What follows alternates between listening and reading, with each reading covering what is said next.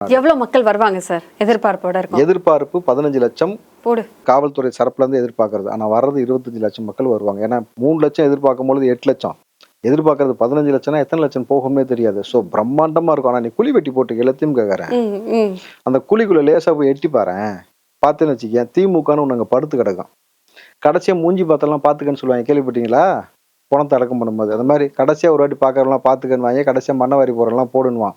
மதுரைக்கு வரவங்கெல்லாம் மண்ணவாரி போட்டு உங்கள் ஆட்சி இதோட சமாதி கட்டிட்டு தான் அடுத்த வேலை பார்ப்பாங்க. அதற்கான வேலை தாங்க நடந்துக்கிட்டு இருக்கணும் பொழுது களத்தில் தளபதி அடிக்கிற அடி உறுதி. அதில் பாசிசமும் பாயாசமும் ரெண்டும் கலந்து நீங்கள் எந்த அளவுக்கு கொதிக்க போகிறீங்க, உங்களுக்கான அடி எந்த மாதிரி இருக்குன்றதெல்லாம் ஃபுல் ஃப்ளெஷ்டாக ரொம்ப ஸ்ட்ராட்டஜிக்கலாக மூவ் பண்ணி கொண்டு போகிறாங்கம்மா. இப்போ இபிஎஸ் அவர்களே யோசிக்கிறார், விஜய் அவர்கள் கூட்டணிக்கு வரணும்.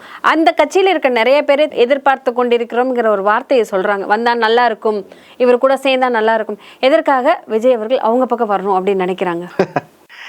நீங்க யார் பக்கமும் சாயறதுக்கு விஜய் வரல. இங்கே நல்லா புரிஞ்சுங்களா? உன் பக்கம் சாஞ்சிக்கோ, என் பக்கம் சாஞ்சிக்கோன்னு சொல்றதுக்கெல்லாம் இங்கே இடமே கிடையாது. நான் நிற்கிறேன், மக்களுக்காக நிற்கிறேன், நடுநிலையாக நிற்கிறேன். எவன் தப்பு செஞ்சாலும் தப்புன்னு சொல்லிட்டு தான் போகிறேன். உனக்கு தேவைன்னா என் பக்கம் வாங்க.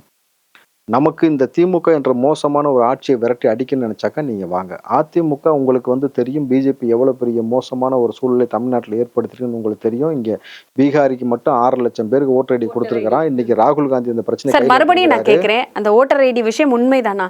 எப்படி சார் நார்த் இந்தியன் பீப்புளுக்கு தமிழகத்துல ஓட்டர் ஐடி கொடுக்க முடியும்? நம்ம தமிழன் போய் அந்த ஊர்ல ஒரு தமிழ் பேசி நிம்மதியா ஊர் சுத்தி பார்த்துட்டு வர முடியுமா சார்?